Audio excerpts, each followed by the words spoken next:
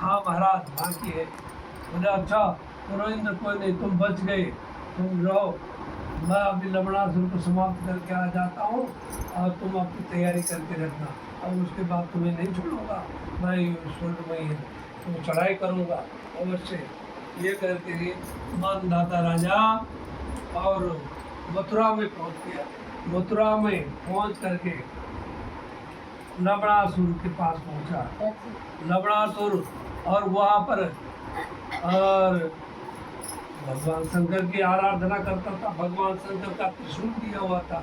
उसके बाद भगवान शंकर का प्रदान था, कोई भी उसको पराजित नहीं कर सकता था। अब वो वहाँ पर जैसे आया मानधाता राजा, कहता लवणासुर अब तेरे साथ युद्ध करना है।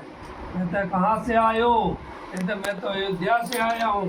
अच्छा अयोध्या से आए हो, और करो, युद्ध करना चाहते हो, तुम्हारी ये अभिलाषा भी पूरा कर देता हूँ। तो बोले ठीक है। अब आए और युद्ध घमासान युद्ध हुआ। भगवान शिव का त्रिशूल पकड़ा शिव जी का, और लवणासुर ने वहाँ अपने और कुंगी में रखा, तो वहाँ से युद्ध हुआ। युद्ध होते ही और मानधाता राजा उस त्रिशूल के आगे नहीं जीत सकता था। वहाँ से जैसे तीर आए आगे त्रिशूल को देखा था, त्रिशूल में लगती हुआ। तो फिर उसके पश्चात तो लवणासुर ने वही त्रिशूल को उठाया और मानधाता राजा की छाती में मारा। मानधाता राजा का वहीं और प्रणाम हुआ। तो इसलिए कहने का भाव मेरा ये है कि उसको अहंकार आ गया था, मानधाता इतना बड़ा राजा होकर के, क्योंकि उसको अपना अहंकार कि मेरे से इतना बलशाली और संसार में कोई नहीं है। उसको नहीं पता था कि कौन बलशाली।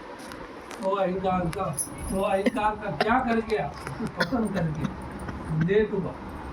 वो अहंकार, इसलिए हमारा कहने का भाव है अहंकार को त्याग करके और जो कोई भी कार्य किया जाता है तो वो कार्य और सफल होता है। इसी भाव को लेकर के अब इस राजा को भी अहंकार आएगा था, कौन भी और प्रजापाल में तुंगभद्र नाम का राजा को भी ये अहंकार आया।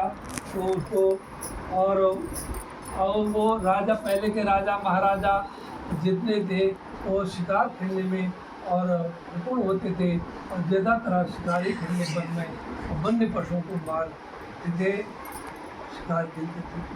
वो उस दिन भी वन में गया, वन में जा कर के वन्य पशुओं को मार कर पेड़ के समीप आकर के विश्राम करने लगा। वहाँ बैठ गया।